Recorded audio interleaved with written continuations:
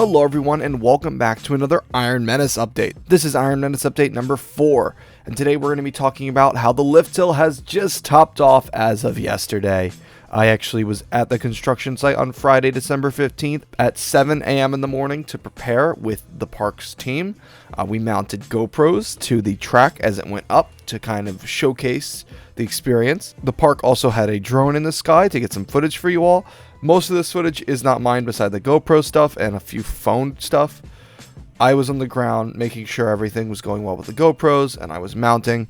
So yesterday's focus was truly on making sure everyone from Dorney Parks viewers to my viewers to the news, B-roll footage to use to showcase this exciting attraction.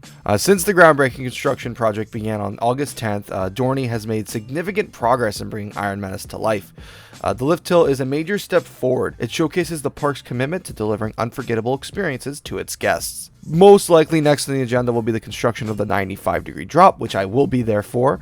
And remember, this is going to be the first dive coaster in the region, and the groundbreaking attraction promises to provide an exhilarating experience like no other. So with nearly 2,200 feet of steel track, this ride is going to be awe-inspiring for all of us roller coaster fans. So enjoy these clips of the construction progress and the track going up.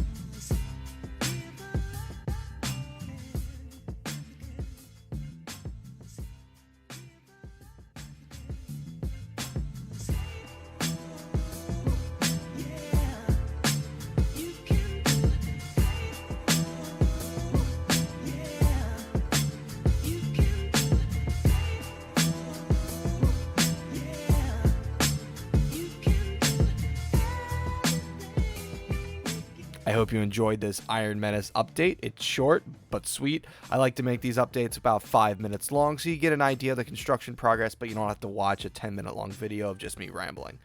So let me know in the comment section down below what you think, and I'll see you guys in the next one. Peace.